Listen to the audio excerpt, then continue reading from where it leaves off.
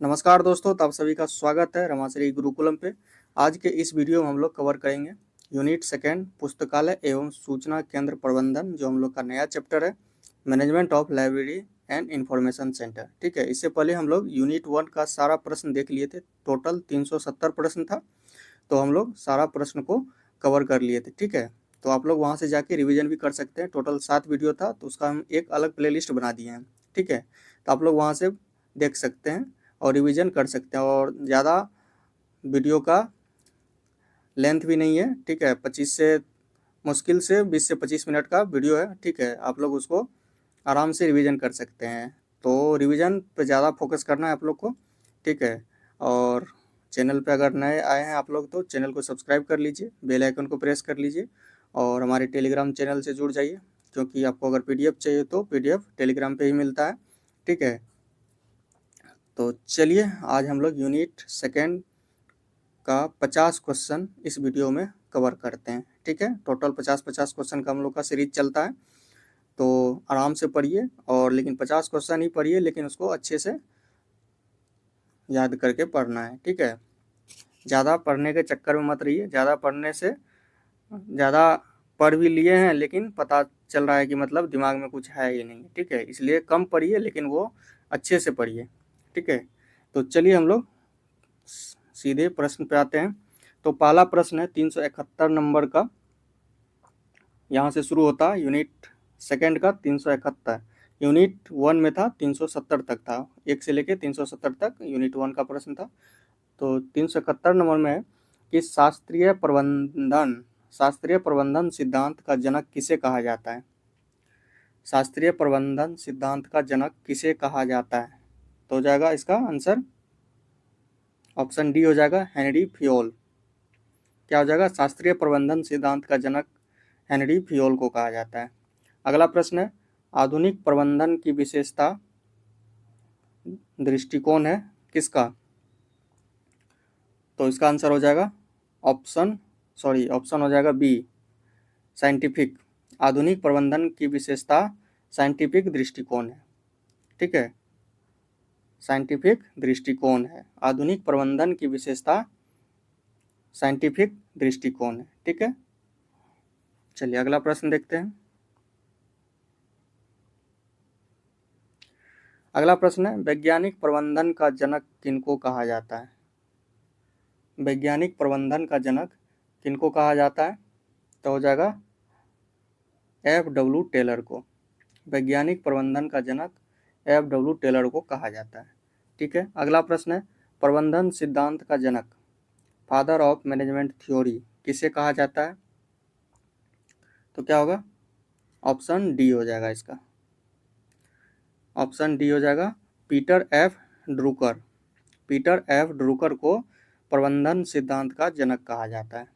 अगला प्रश्न है, प्रबंधन के तत्वों को सबसे पहले किसने प्रतिपादित किया था। प्रबंधन के तत्वों को सबसे पहले किसने प्रतिपादित किया था, तो क्या हो जाएगा इसका आंसर, हो जाएगा हेनरी फियोल। ऑप्शन ए, प्रबंधन के तत्वों को सबसे पहले हेनरी फियोल ने प्रतिपादित किया था। चलिए अगला प्रश्न है,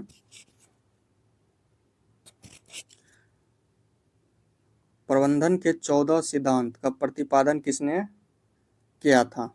प्रबंधन के 14 सिद्धांत का प्रतिपादन किसने किया था, तो हो जाएगा इसका आंसर हेनरी फियोल। प्रबंधन के 14 सिद्धांत का प्रतिपादन हेनरी फियोल ने किया था। ठीक है, अगला प्रश्न है, हेनरी फियोल के 14 सिद्धांत में से कौन सा एस्पिरिट डी कॉर्प का पर्याय है। एस्पिरिट डी कॉर्प का पर्याय है। 14 सिद्धांतों में से कौन सा एस्पिरिट डी कॉर्प का पर्याय है, तो कौन सा हो जाएगा, इसका आंसर हो जाएगा इज यूनियन इज स्ट्रेंथ। ठीक है, ऑप्शन सी हो जाएगा, यूनियन इज स्ट्रेंथ। अगला प्रश्न है, लूथर गुलिक किस संस्था के निदेशक थे। लूथर गुलिक किस संस्था के निदेशक थे, क्या हो जाएगा, हो जाएगा इसका answer option B, American national institute of public administration. ठीक है, लूथर गुलिक किस संस्था के निदेशक थे, तो American national institute of public administration. ठीक है, ऑप्शन बी हो जाएगा। चलिए अगला प्रश्न है, अगला प्रश्न है, पोस्ट कॉर्ब सिद्धांत के प्रतिपादक कौन थे? पोस्ट कॉर्ब सिद्धांत के प्रतिपादक कौन थे? तो हो जाएगा option D, Luther Gulick and L Urwick. Luther Gulick and L Urwick POSDCORB सिद्धांत के प्रतिपादक थे। ठीक है। अगला प्रश्न है, TQM सिद्धांत के प्रतिपादक कौन थे? TQM सिद्धांत के प्रतिपादक कौन थे? तो इसका ऑप्शन देख लेते हैं हम लोग। TQM सिद्धांत के प्रतिपादक कौन थे? तो हो जाएगा इसका option A, USA navy, W Edward Deming. ठीक है, ऑप्शन ए हो जाएगा USA navy, W Edwards Deming. TQM सिद्धांत के प्रतिपादक USA navy, W Edward Deming थे। अगला प्रश्न है, निम्नलिखित प्रबंधन सिद्धांतों की सूची का मिलान कीजिए। निम्नलिखित प्रबंधन सिद्धांतों के सूची का मिलान कीजिए। तो क्या होगा? Motivation, hygiene and developed, two factor theory. B में है प्रिंसिपल्स ऑफ मैनेजमेंट, और सी में है मैनेजमेंट बाय ऑब्जेक्टिव्स, और डी में है ERG of need and ERG theory. ठीक है, तो इसका आंसर हो जाएगा बी हो जाएगा। ठीक है, ऑप्शन बी हो जाएगा। ए का 1 हो जाएगा। एफ हर्जबर्ग, मोटिवेशन, हाइजीन या डेवलप टू फैक्टर थ्योरी किसका है? एफ हर्जबर्ग का है। ठीक है, प्रिंसिपल्स ऑफ मैनेजमेंट किसका है? हेनरी फ्योल का ही है। और management by objectives Peter Drucker का है। और hierarchy of need and ERG theory किसका है? ए मास्लो का। ठीक है, ए मास्लो। तो इस तरह से ऑप्शन बी इसका आंसर हो जाएगा। ठीक है, चलिए अगला प्रश्न देखते हैं। प्रबंधन के थ्योरी एक्स और थ्योरी वाई का प्रतिपादन किसने किया था? प्रबंधन के थ्योरी एक्स और थ्योरी वाई का प्रतिपादन किसने किया था? तो हो जाएगा option A, D McGregor. Option A हो जाएगा डी मैकग्रेगर। प्रबंधन की थ्योरी एक्स और वाई का प्रतिपादन किया था। थ्योरी एक्स और वाई का प्रतिपादन मैकग्रेगर ने किया था। अगला प्रश्न है, motivation, hygiene and to factor theory का प्रतिपादन किसने किया था? हो जाएगा इसका एफ हर्जबर्ग। ऑप्शन बी हो जाएगा एफ हर्जबर्ग। अगला प्रश्न है, प्रबंधन सिद्धांत का सामाजिक संबंध, सोशल रिलेशन किसने प्रतिपादित किया था? तो क्या हो जाएगा इसका आंसर? ऑप्शन सी हो जाएगा इल्टन मायो। ठीक है, प्रबंधन सिद्धांत का सामाजिक संबंध किसने प्रतिपादित किया था? तो इल्टन मायो हो जाएगा। ऑप्शन सी हो जाएगा। अगला प्रश्न है, आत्मनिर्णय सिद्धांत का प्रतिपादन किसने किया था? आत्मनिर्णय सिद्धांत का प्रतिपादन किसने किया था? तो हो जाएगा option D, Edward Deci and Richard Ryan. ठीक है, ऑप्शन डी हो जाएगा Edward Deci and Richard Ryan. आत्मनिर्णय सिद्धांत का प्रतिपादन किया था Edward Deci and Richard Ryan. अगला प्रश्न है, आवश्यकताओं के पदानुक्रम सिद्धांत का प्रतिपादन किसने किया? तो इसका आंसर हो जाएगा डी, ए मास्लो। आवश्यकताओं के पदानुक्रम सिद्धांत का प्रतिपादन ए मास्लो ने किया था। ऑप्शन डी हो जाएगा इस तरह से। ठीक है, अगला प्रश्न है, पोस्ट कॉर्ब में CO शब्द किसका संक्षिप्त रूप है? CO किसका संक्षिप्त रूप है? तो CO हो जाएगा कोऑर्डिनेटिंग। ऑप्शन ए हो जाएगा। ठीक है, कोऑर्डिनेटिंग, CO शब्द किसका संक्षिप्त रूप है? तो कोऑर्डिनेटिंग का संक्षिप्त रूप है। ठीक है, अगला प्रश्न है,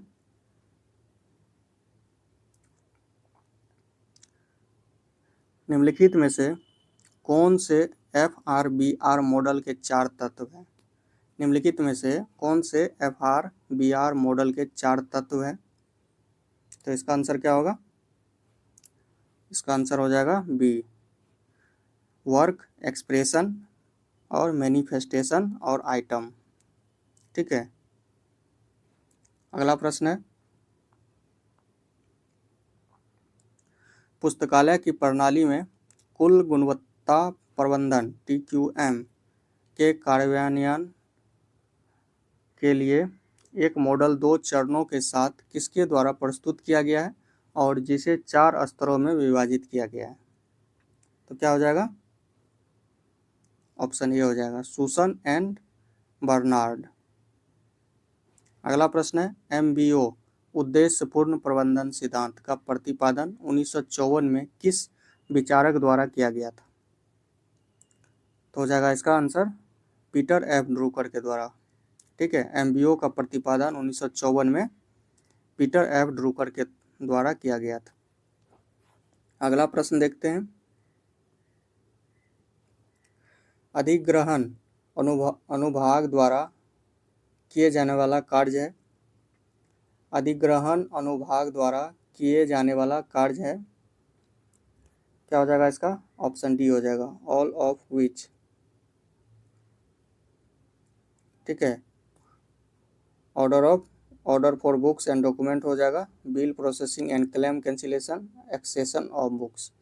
तो इस तरह से ऑप्शन डी हो जाएगा। अगला प्रश्न है, पुस्तकालय का परिग्रहण रजिस्टर इनमें से क्या है? पुस्तकालय का परिग्रहण रजिस्टर इनमें से क्या है? तो इसका आंसर क्या होगा? ऑप्शन बी हो जाएगा, इज ए परमानेंट रिकॉर्ड। ठीक है, अगला प्रश्न है, पुस्तकालय संग्रह को परिग्रहण रजिस्टर में किस क्रम में दर्ज किया जाता है? पुस्तकालय संग्रह को परिग्रहण रजिस्टर में किस क्रम में दर्ज किया जाता है? तो इसका आंसर हो जाएगा option A, the order in which it is received in the library. The order in which it is received in the library. ठीक है, अगला प्रश्न है, परिग्रहण रजिस्टर का मानक आकार क्या होता है? परिग्रहण रजिस्टर का मानक आकार स्टैंडर्ड साइज क्या होता है? तो हो जाएगा ऑप्शन ए, ठीक है, 16/13 का। चलिए अगला प्रश्न देखते हैं, परिग्रहण रजिस्टर में स्तंभों कॉलम की मानक संख्या GFR 2015 के अनुसार क्या होगा? तो इसका आंसर हो जाएगा ऑप्शन बी, 15। ठीक है, परिग्रहण रजिस्टर में स्तंभों की मानक संख्या GFR 2015 के अनुसार हो जाएगा 15। ठीक है, चलिए अगला प्रश्न देखते हैं, निम्नलिखित में से कौन सा कार्य तकनीकी विभाग का है? तो कौन सा काम है? ऑल ऑफ द अबव, सारा। क्लासिफिकेशन भी है, प्रोसेसिंग भी है और कैटालॉगिंग भी है। ठीक है, अगला प्रश्न है, निम्नलिखित में से कौन सा कार्य सर्कुलेशन सेक्शन द्वारा किया जाता है? निम्नलिखित में से कौन सा कार्य सर्कुलेशन सेक्शन द्वारा किया जाता है? तो इसका आंसर होगा D, all of the above. Exchange of books, reservation of books और पेनल्टी और लेट फी कलेक्शन। ठीक है, ये तीनों हो जाएगा। अगला प्रश्न है, किस अनुभाग को पुस्तकालय का हृदय कहा जाता है? किस अनुभाग को पुस्तकालय का हृदय कहा जाता है? तो हो जाएगा ऑप्शन ए, रेफरेंस सेक्शन को पुस्तकालय का हृदय कहा जाता है, रेफरेंस सेक्शन। अगला प्रश्न है, पुस्तकालय समिति में पुस्तकालय अध्यक्ष की क्या भूमिका क्या होती है? पुस्तकालय समिति में पुस्तकालय अध्यक्ष की क्या भूमिका होती है? तो इसका आंसर हो जाएगा ऑप्शन ए, कॉन्वेनर का भूमिका होती है, कन्वेनर। चलिए अगला प्रश्न है, पुस्तकालय से पुस्तक उधार लेने और लौटाने की संपूर्ण प्रक्रिया को कहा जाता है, क्या कहा जाता है? पुस्तकालय से पुस्तक उधार लेने और लौटाने की संपूर्ण प्रक्रिया को कहा जाता है सर्कुलेशन। ठीक है, अगला प्रश्न है, नेवार्क चार्जिंग सिस्टम 1900 में न्यू जर्सी राज्य के किस पुस्तकालय में विकसित किया गया था? तो हो जाएगा option A, Newark public library में विकसित किया गया था। अगला प्रश्न है, नेवार्क परिसंचरण विधि कितने पत्रक विधि है, कितने कार्ड विधि है नेवार्क परिसंचरण विधि? तो क्या होगा इसका आंसर? ऑप्शन बी हो जाएगा, 2 कार्ड सिस्टम है। नेवार्क परिसंचरण विधि 2 कार्ड सिस्टम विधि है। ठीक है, अगला प्रश्न है, नेवार्क चार्जिंग सिस्टम में बुक पॉकेट का आकार क्या होता है? नेवार्क चार्जिंग सिस्टम में बुक पॉकेट का आकार क्या होता है? हो जाएगा 5/3 का, 5 इंच बाय 3 इंच। ठीक है, 5/3 का होगा। अगला प्रश्न है, नेवार्क चार्जिंग सिस्टम में डेट स्लिप का आकार क्या होता है? क्या होगा डेट स्लिप का आकार? ये भी 5/3 का होगा। ठीक है, डेट स्लिप का आकार क्या होगा? 5/3। चलिए अगला प्रश्न है, नेवार्क चार्जिंग सिस्टम में बुक कार्ड का आकार क्या होता है? इसका हो जाएगा 4/2। ठीक है, नेवार्क चार्जिंग सिस्टम में बुक कार्ड का आकार क्या होता है? 4/2, ऑप्शन बी हो जाएगा। अगला प्रश्न है, निम्नलिखित में से कौन नेवार्क चार्जिंग सिस्टम के तत्वों में शामिल नहीं है? क्या हो जाएगा? तो डी हो जाएगा, class index card Newark charging system के तत्वों में शामिल नहीं है। अगला प्रश्न है, ब्राउन चार्जिंग सिस्टम 1895 में बोस्टन लाइब्रेरी के लाइब्रेरियन डैश द्वारा विकसित किया गया था? तो हो जाएगा नीना ब्राउन के द्वारा विकसित किया गया था। ब्राउन चार्जिंग सिस्टम 1895 ईस्वी में बोस्टन लाइब्रेरी के जो लाइब्रेरियन थे नीना ब्राउन, उसी के द्वारा विकसित किया गया था। ठीक है, ब्राउन चार्जिंग सिस्टम। अगला प्रश्न है, ब्राउन चार्जिंग सिस्टम में बुक पॉकेट का आकार क्या होता है? तो बुक पॉकेट का आकार होता है 5/3, ऑप्शन ए हो जाएगा, या 12.7 बाय 7.6 सेंटीमीटर। ठीक है, अगला प्रश्न है, ब्राउन चार्जिंग सिस्टम में डेट स्लिप का आकार क्या होता है? ब्राउन चार्जिंग सिस्टम में डेट स्लिप का आकार क्या होता है? तो हो जाएगा इसका आंसर 5/3 का। ठीक है, 5/3 ब्राउन चार्जिंग सिस्टम में डेट स्लिप का आकार 5/3 होता है। अगला प्रश्न है, ब्राउन चार्जिंग सिस्टम में बुक कार्ड का आकार क्या होता है? तो इसका आंसर हो जाएगा ऑप्शन बी, 4/2। ठीक है, या 10.2 गुना 5 सेंटीमीटर। ठीक है, ऑप्शन बी हो जाएगा 4/2। ब्राउन चार्जिंग सिस्टम में बुक कार्ड का आकार 4/2 होता है। अगला प्रश्न है, निम्नलिखित में से कौन सा ब्राउन चार्जिंग सिस्टम के तत्वों में शामिल नहीं है? कौन सा शामिल नहीं है? तो हो जाएगा कार्डेक्स, ऑप्शन डी हो जाएगा, कार्डेक्स शामिल नहीं है। ब्राउन चार्जिंग सिस्टम के तत्वों में कार्डेक्स शामिल नहीं है। अगला प्रश्न है, RFID शब्द का पूरा अर्थ क्या होता है? तो हो जाएगा RFID का रेडियो फ्रीक्वेंसी आइडेंटिफिकेशन। ठीक है, अगला प्रश्न है, RFID का उपयोग लाइब्रेरी के किस कार्य या विभाग में किया जाता है? हो जाएगा सर्कुलेशन विभाग में। अगला प्रश्न है,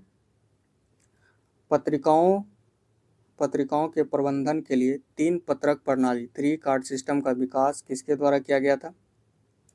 तो हो जाएगा SR रंगनाथन के द्वारा। 3 कार्ड सिस्टम SR रंगनाथन के द्वारा विकसित किया गया था। अगला प्रश्न है, 3 कार्ड सिस्टम के लिए 3 कार्ड क्या क्या है? 3 कार्ड सिस्टम जो है उसमें 3 कार्ड क्या क्या है? तो हो जाएगा इसका ऑप्शन हो जाएगा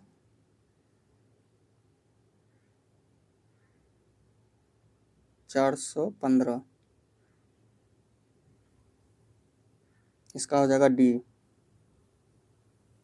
ठीक है, क्लासिफाइड इंडेक्स कार्ड। तीसरा पहला होगा रजिस्टर कार्ड हो गया, दूसरा चेक कार्ड हो गया, और तीसरा जो होगा वो होगा क्लासिफाइड इंडेक्स कार्ड। ठीक है, समझ गए आप लोग? चलिए, 3 कार्ड सिस्टम के लिए 3 कार्ड क्या क्या है? पहला हो जाएगा रजिस्टर कार्ड, दूसरा हो जाएगा चेक कार्ड, और तीसरा हो जाएगा classified index card, option D ठीक है। अगला प्रश्न है, निम्नलिखित में से कौन RFID प्रणाली के तत्व है? तो हो जाएगा option D, all of the above, सारा। FID टैग, हैंडल रीडर और स्मार्ट गेट, ये तीनों हो जाएगा। ठीक है। अगला प्रश्न है, पुस्तकालय संग्रह सत्यापन के लिए उपयोग की जाने वाली विधियां क्या है? तो हो जाएगा ऑल ऑफ द अबव, सारा हो जाएगा। By accession register, by numerical counting और stock verification, by self list, by panel list. ठीक है, ये तीनों हो जाएगा। अगला प्रश्न है, निम्नलिखित में से कौन सा स्टॉक वेरिफिकेशन संग्रह सत्यापन का सबसे सटीक और वास्तविक तरीका माना जाता है? तो क्या हो जाएगा इसका? सी हो जाएगा, बाय सेल्फ लिस्ट के द्वारा। ठीक है। कौन सा, निम्नलिखित में से कौन सा स्टॉक वेरिफिकेशन का सबसे सटीक और वास्तविक तरीका माना जाता है? तो by self list, option C हो जाएगा। ठीक है। अगला प्रश्न है, पुस्तकालय सामग्री और पुस्तकें जो अब उपयोग योग्य नहीं है उन्हें संग्रह से हटा दिया जाता है, इस प्रक्रिया को क्या कहा जाता है? तो वीडिंग आउट कहा जाता है, ऑप्शन बी हो जाएगा, वीडिंग आउट। अगला प्रश्न है, वह अभिलेख या रिकॉर्ड जो पुस्तकालय की शेल्फ पर रखी पुस्तकों की स्थिति दर्शाता है कहलाता है? हो जाएगा सेल्फ लिस्ट कहलाता है। अगला प्रश्न है, पुस्तक बाइंडिंग की प्रक्रिया दो भागों में विभक्त होती है। ठीक है। पहला हो जाएगा फॉरवर्डिंग और दूसरा हो जाएगा फिनिशिंग। ठीक है। अगला प्रश्न है, पुस्तक बाइंडिंग के प्रकार है। पुस्तक बाइंडिंग के प्रकार क्या है? All of the above, D हो जाएगा। Leather binding, hard cover, textile, book binding, ये तीनों हो जाएगा। पुस्तक बाइंडिंग के प्रकार option D, all of the above हो जाएगा। ठीक है। चलिए अगला प्रश्न देखते हैं, मोरक्को बाइंडिंग में किसका उपयोग किया जाता है? तो लेदर का किया जाता है। ठीक है। मोरक्को बाइंडिंग में किसका उपयोग किया जाता है? लेदर का। मोरक्को बाइंडिंग में किस चमड़े का प्रयोग किया जाता है? तो हो जाएगा option B, goat leather, option B, goat leather का प्रयोग किया जाता है मोरक्को बाइंडिंग में। ठीक है। इस तरह से हम लोग का 50 MCQ कवर हो गया। ठीक है। तो आप लोग को इसी तरह से 50-50 MCQ का बार बार रिवीजन करना है। ठीक है। और फिर से नेक्स्ट वीडियो में हम 50 MCQ आएगा। ठीक है। आप लोग उसको अच्छे से देखिए और लाइक कीजिए, अपने दोस्तों में भी शेयर कीजिए। ठीक है। जो भी लोग नए जुड़े हैं वो सबसे पहले अपने चैनल को सब्सक्राइब कर लीजिए, टेलीग्राम चैनल से जुड़ जाइए। ठीक है। तो इस तरह से हम लोग का 5 से 6 दिन में हम यूनिट 2 कंप्लीट हो जाएगा। तो चलिए मिलते हैं फिर से नेक्स्ट वीडियो में, तब तक के लिए जय हिंद।